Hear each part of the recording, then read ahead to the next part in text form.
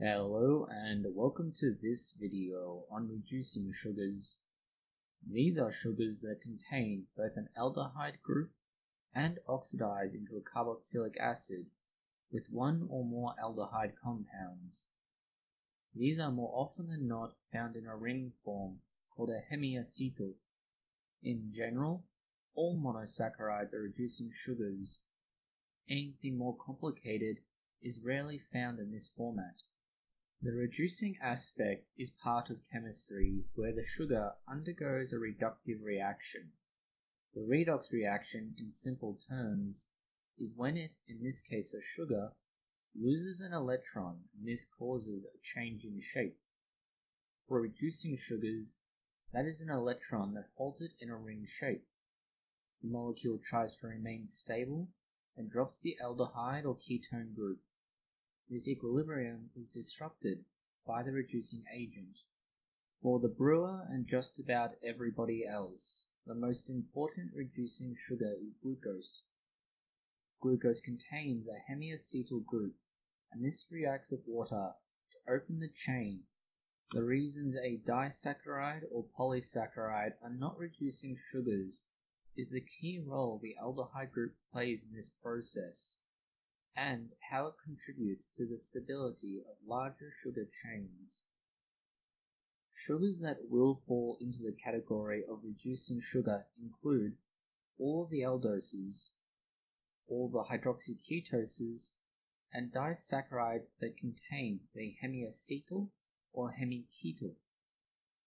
This is where those exceptions come in, such as maltose, which although being a disaccharide is a reducing sugar. The exceptions to this are the complex di- and polysaccharides that can be broken down into smaller units or are one of the few exceptions to the rule. A very relevant example is maltose. Maltose contains a hemiacetal group and is therefore able to react with water and create an open chain form. This contains an aldehyde group. This is exhibited in production of barley for beer. Barley is by its very nature a cereal, and cereals have long starch chains. In order to make that starch usable, the plant would normally break this down with enzymes. The brewer, or more specifically the malter, will allow it to undergo that process to a degree, and then heat the barley so that it stops that process. This allows most of the starch chain to be converted into maltose. This can in turn be converted into alcohol. Sucrose is a non-reducing sugar. This is important. Because its chemical structure does not allow the organic compounds that form the hemiacetal, it cannot be reduced using this particular process. The simplest ways of identifying a reducing sugar is one of two tests and a chemical reaction. The first is called Benedict's test. The second is Fehler's reagent. The third is oxidizing aldehydes. Benedict's test is a qualitative test and it produces a color change, going from a bluish-greeny color to a yellow-orangey color all the way through to a dark red. It's a qualitative test, which means you can't very easily transfer the results and then quantify them. It can be, to a degree, regarded as semi-quantitative, as the color change does directly correlate to the concentration of reducing sugar, but that only allows for a rough estimation.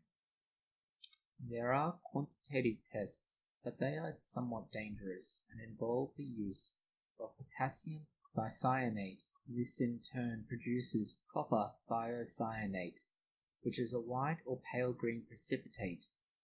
This can be titrated. Fehler's solution used a similar approach and was in fact used to test for diabetes for many years. It has since become less relevant. In practice, reducing agents are important in things like the Maillard reaction.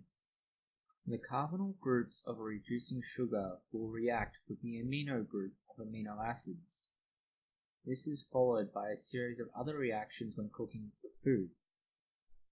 In summary, the reducing sugars are important for those that can be converted into energy.